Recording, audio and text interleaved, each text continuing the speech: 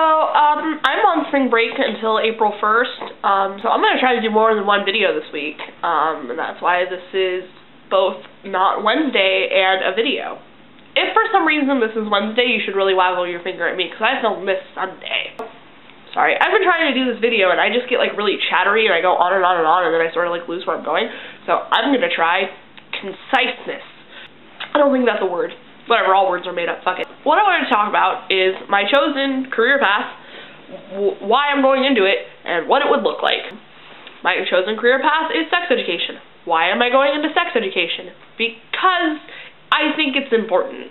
I think that I believe in rape culture being a thing, and that my way to combat that is to work with people, whether that be children and teaching them about consent in ways that is applicable to them, working with teenagers and, you know, giving them clear information about venereal diseases and condoms and birth control, and then after that going into the social stuff of, like, you know, rape and gray rape and, you know, respect in sexual partners and that sort of thing, or working with adults and talking about, like, you know, how to have a sexual life that fits their sexual needs.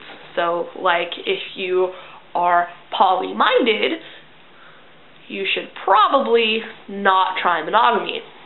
But basically talking to adults about, you know, how to have sex lives that meet their needs. And basically in the whole thing, discussing at any point in time, in, you know, age-appropriate language, talking about sexual assault and how to prevent it in our choices. And when I say how to prevent it in our choices, I don't mean don't drink, I mean don't rape. American culture gives really perverse ideas about where the lines in rape are drawn, and really the line of rape is drawn when somebody says no, and you say, I can talk them out of it, or I can punch them in the face until they pass out and I can do it, or oh, I can drug their drink and they'll say yes then, or whatever. That's why I want to go into sex education. What is that going to look like for me? This can look in a number of ways to me. The sort of dream scenario is I have a physical job wherein I go to a non-classroom environment, probably a sexuality center. Think of the Center for Sex and Culture in San Francisco, if you know of it. Running a workshop on sexuality and healthy sexuality and you know, getting to do that awesomely for like 40 hours a week. And then when I go home at night, I get to write, and, you know, for the purposes of this video, it would probably be nonfiction books on sexuality and American culture and feminism and media and all those things, and whatever that looks like in that moment, somehow related to those things. Or I'm really lucky and I get to write fiction because I'm a nerd and I write a lot.